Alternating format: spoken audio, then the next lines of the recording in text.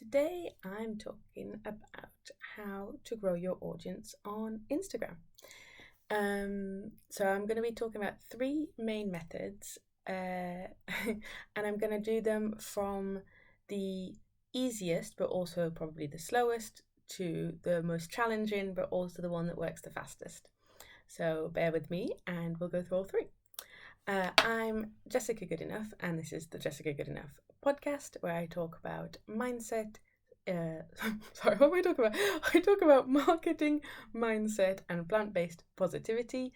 I help, throwing myself now, ethical entrepreneurs and vegan business owners to grow their influence, impact, and income with Instagram. Right. So, I have to do this episode quite quickly because, as I mentioned last week, I've been feeling a bit dizzy and lightheaded, and I need to go have a blood test. So, today's episode has been inspired by a survey that I did a little while back to kind of pinpoint what people's challenge, well, not people in general, what people who identify as ethical entrepreneurs and vegan business owners challenges and pain points are regarding Instagram, and lots of people say they want to grow their audience, which is fair. Last week, I chatted about the wide versus deep kind of debate with Instagram, which I'll link to in the show notes, last week's episode. So you can get the show notes at jessicagoodenough.com/episode 16, this is. And whenever I say show notes, if you're watching on YouTube, it's in the description down below. So, yes. So, sorry, here we go. This is very well organized. Anyway, in last week's episode, I was talking about going wide versus deep and why you don't always need more followers. However, there are reasons why you might need more followers. Let's just assume that you want to grow your audience for legitimate reasons. If you're not really sure, go to last week's episode. Also, what I'm talking about today is based on an Instagram post, a carousel that I posted a little while back, and I'll link that in the show notes or in the description down below on YouTube. If you are more of a visual learner like I am, it's quite good to just see the information summarized that way. So do check that out. So again, that's jessicagoodenough.com/episode 16 and just the description down below if you're on YouTube. And please do subscribe either on your podcast player or on YouTube if you find this helpful. That really helps me out. Right, so we're going to go through three strategies to grow your audience on Instagram. And so they're going, as I said, from the simplest to put in place, but also possibly the slowest, to the most challenging, but also that will allow you to grow faster. So the first one is using hashtags wisely. And everybody talks, well, often Instagram, people think that Instagram's all about just using the right hashtag and then everything works magically. That's not the case, but hashtags do help you to find the right people. And they help you to find the right people by in several ways. So, for example, some people follow hashtags. So I'm following a few. There's some that are related to my business things, but there's also some that are just fun. And so your ideal customer might be following those hashtags. And as a quick parenthesis, it's worth knowing who your ideal customer is. And we'll get into this at some other point.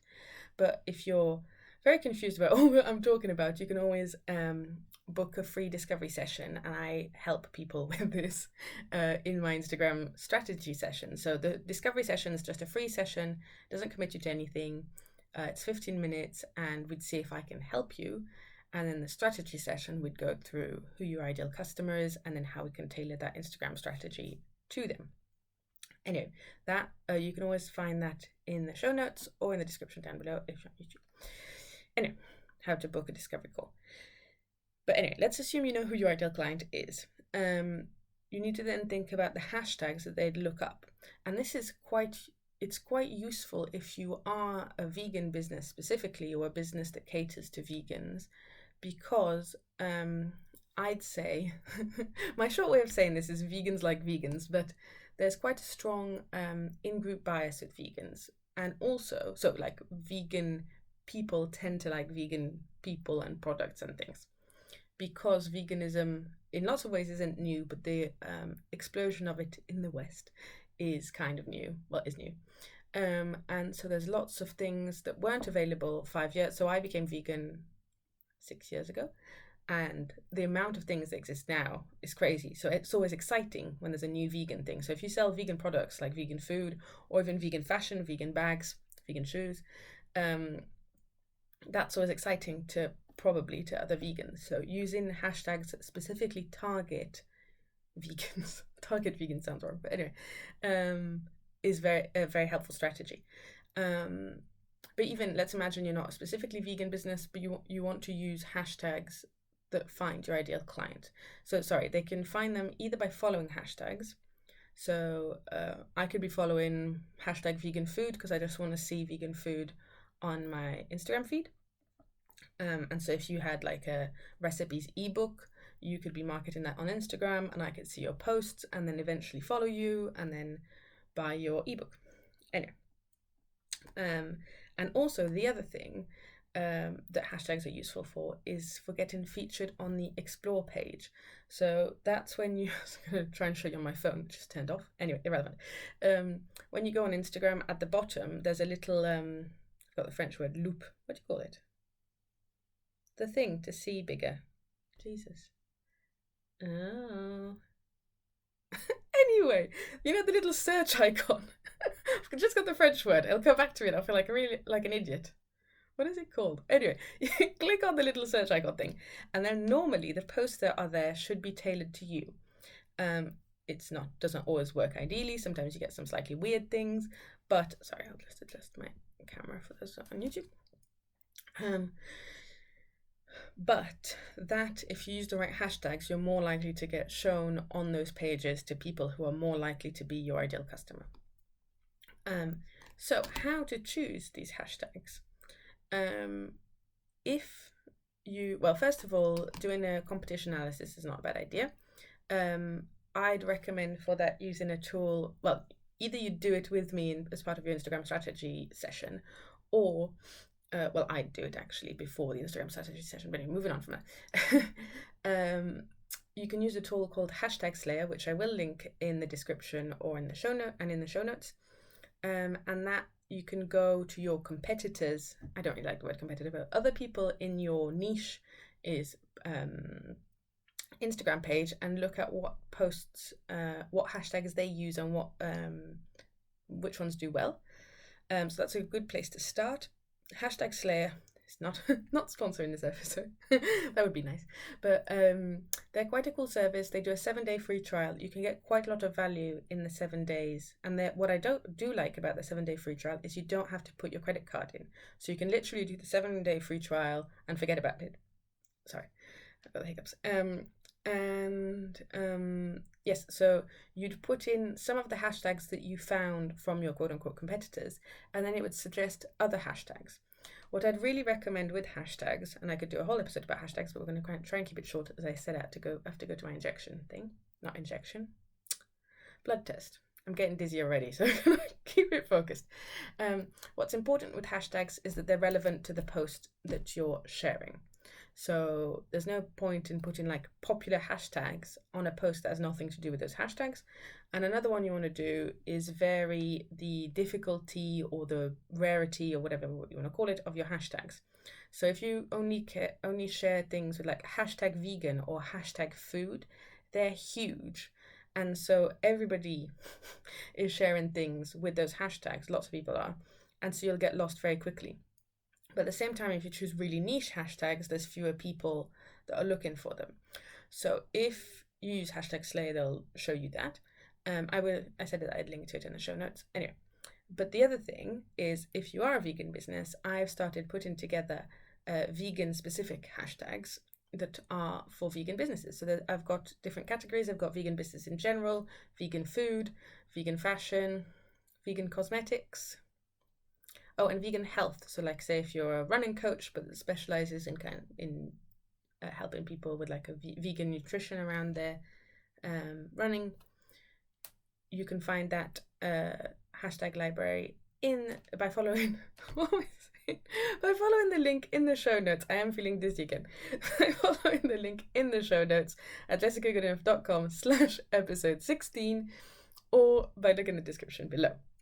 Right, so that's hashtags, and that's the easiest because all you need to do is have these hashtags and put them. This is the last thing actually. You can either put them in the caption, so like this is the latest recipe that we've tried, blah blah blah blah blah, blah, hashtag in the caption, or you can put them in the first comment. So the way that I do the first comment is using a service like Planoly, which is what I use to schedule my posts in advance, and you can just like schedule your first comment through Planoly. So I will link to Planoly in the show notes and in the description down below. And how to choose whether you're doing it in the caption or in the comments is what your main aim is. So I mentioned last week wide versus deep. Essentially, if you're trying to reach as many people as possible, you put it in the caption. And if you're trying to get more comments and more engagement, then you put it in the in the first comment. Right, so that was hashtags.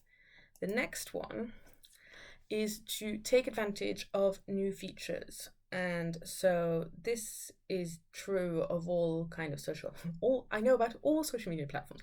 It's true of most social media platforms that they will push their new features. So promote them and people will see them more. And also there's a chance that that if a feature is new, that there's fewer people doing it, so there's fewer competition, even though, as I said, I don't really like the word competition. It's not really, Instagram's not a competitive world. There's likes for everyone. It's going to be fine.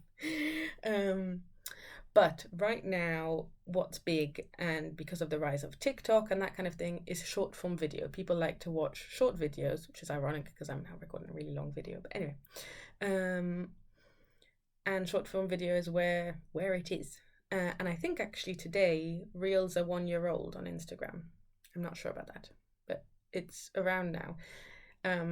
So for Instagram, yes, one of their newest features is Instagram Reels, and they're really pushing them because they don't want people leaving their platform to go on TikTok. And they also, Instagram's a business, they want to keep people on their platform. They want people to pay for ads on their platform. They want people to click their ads on their platform. And therefore, and there's now real ads as well, which is a bit weird. And therefore, they give people what they want, or what they know they want from the data. It might not be what they say they want. In any case, Reels are a way to reach a larger audience. And so, yes, this is more challenging than just putting a few hashtags. And by the way, I recommend using all hashtags. You can use 30 hashtags per post, just use all 30. There's speculation about whether you should use less or not. You can experiment with it. I don't know. Anyway. Back to Reels. It's more challenging to film a reel than it is to just put hashtags in a post that you're already going to create. However, it doesn't have to be that difficult. What I'd recommend is putting a timer on, because you can spend hours watching reels and then you've achieved nothing, for 5 minutes, 10 minutes, and watching the reels. So similarly to that symbol that I can't remember that's at the bottom of your Instagram page, Instagram homepage, home feed, you will have a little reel symbol, I think, in most countries. And so if you click on that, you just watch the reels that are suggested, and then that might give you some ideas of what you can do yourself. And of course, this will vary vastly depending on what you're selling, what you're doing, what your aim is. I wouldn't recommend just doing random reels that are completely unrelated to what you offer. So say, for example, I offer Instagram strategy sessions and also social media management for vegan businesses. It would make no sense for me to do a reel with, I can't think of anything, me doing football tricks. I can't actually do football tricks, but let's imagine I could. I mean, it could make me like a bit more human and relatable and like, this is a cool hobby I have. But if it did go viral and say 1 million people saw it, and out of those millions, that million, you know what I'm saying, out of the 1 million people who saw it, 50,000 start following me. These are 50,000 people that are kind of interested in football or tricks or fun videos, and then all of my content has nothing to do with that. That's not helpful. Like, I've now got 50,000 followers that aren't interested in what I offer. What's the point? So make sure the reels are connected to what you do. I'm going to take a sip of coffee. I am getting dizzy, so I apologize if I start making no sense.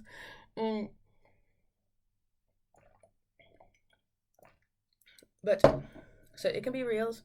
You can make reels that are not necessarily silly. Maybe look at other people in your area, like your quote unquote competitors, see what they do. Don't copy directly what they do, but put your own spin on things. But yes, new features, and there'll be new ones after I record this episode, I'm sure. A good person to follow, and I'll link his profile in the show notes and in the description down below. The show notes are at jessicagoodenough.com/episode 16, is Adam Mosseri. Hope I'm pronounced his name right. And he's head of Instagram. And he always talks about new features and best practices on Instagram, and often has Q&As and things. And that's directly on his Instagram profile. So if there's going to be new features and there's questions about them, that's probably where you'll learn about them first. I personally I don't do this for anybody else, but I have the alert set on for his profile in case he shares anything new.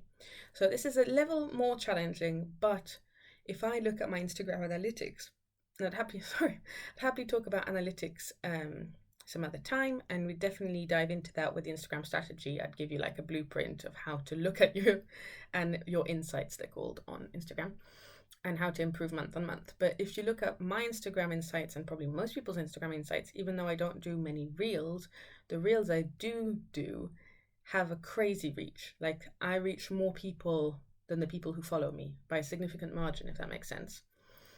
Whereas my other posts tend to mostly reach my followers. The reels are the ones that reach new people. So you don't have to do silly dances, but it is worth trying reels. And now the third way of growing your audience, but also that is possibly the scariest, but would be the most effective and the fastest, is to borrow other audiences. So this is where it's helpful again to know who your ideal client is. And you need to find out where they are already, who they follow. And so I'm all about, and it's not just a cliche thing to say, but I'm all about collaboration over competition. And so, for example, I'm doing a swap with someone called Sabrina, who helps people with LinkedIn. So she's going to help me. Well, she is helping me with my LinkedIn, and I'm interviewing her this week on my Instagram on Wednesday. Anyway, so I'm doing a swap with her. She helps people with LinkedIn. I help people with Instagram. And so we're not direct competitors. I don't know. But I'm going to showcase her, if you want, quote unquote, on my Instagram. So you can find people that do similar things to you. And there's loads of different examples depending on what you do. And work with them, assuming that their audience probably wants similar things than your ideal audience. So I don't know if guest posts are dead. I feel like they are, maybe. But anyway, it could be a guest post on their blog. It could be interviewed on their podcast, or doing an Instagram live together. Interviews on podcasts are really big because I don't know if guest posts are still a thing. They're probably still quite good for your SEO, your search engine optimization. If you've got links from high authority websites back to your website and back to your Instagram, that's probably helpful. But I don't know if that's still much of a thing. I'm probably going to have some bloggy people like, of course it's still a thing. Anyway, I don't know. Being a guest on a podcast is huge because people often there's a lot of trust involved in podcasts. So you listen to people and you start creating a rapport with people. There's lots of people whose podcasts I listen to, I feel like I know them, I like them. If somebody criticizes them, I'd almost take it personally.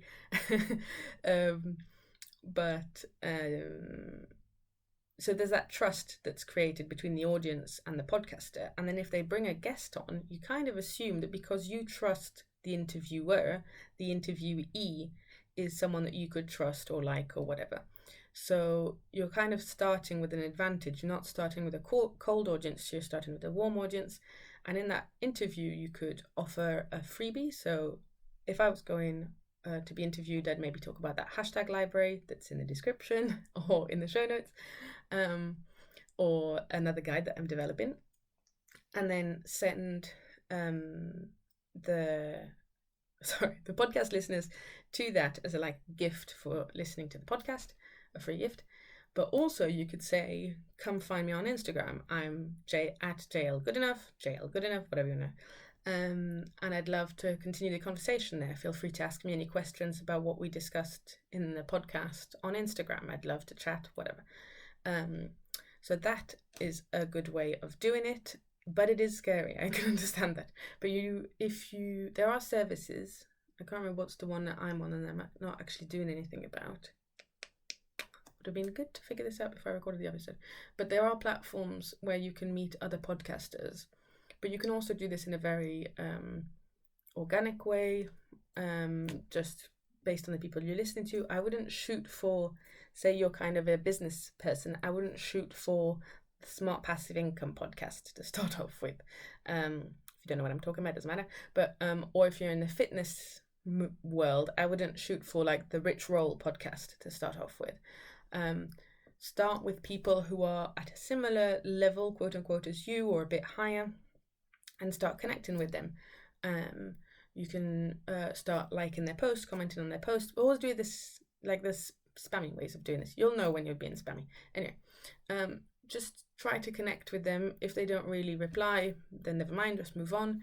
But don't go straight on, like find someone who seems right and then straight away send them a message and say, I want to be on your podcast. And they're like, who are you? What you doing? What? It's a bit like going up to someone at a party and asking them to marry you. It doesn't work.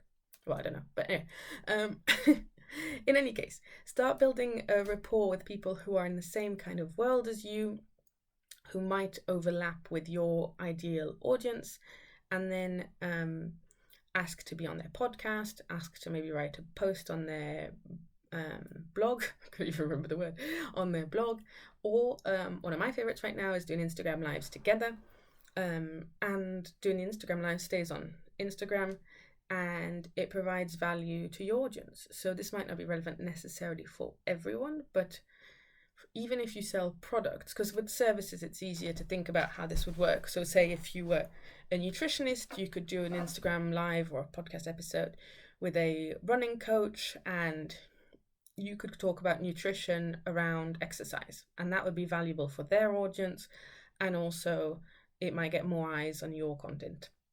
If you sell products, it's maybe a bit harder to think about, but for example, it's now August. I'm sure there's some crazy people out there who are thinking about Christmas or whatever, or before Father's Day, before Mother's Day, before Valentine's Day, before back to school or whatever. You could do a collaboration, either a blog post or even just an Instagram post where you do like a carousel of maybe, actually this is quite a good example. The person I interviewed on Instagram a couple weeks ago, 2 weeks ago, doesn't matter, Lou, she has a perfume business, so it's a product business obviously, and she is a disabled person, and it was, yes, we're August now, it was Disability Pride Month in July, and she did a roundup post. She did 10 disabled owned businesses that you should follow, which I'll also link to in the show notes and in the description down below if you're on YouTube. And that's, I think she initiated that. I'm not 100% on this, but anyway, she initiated that.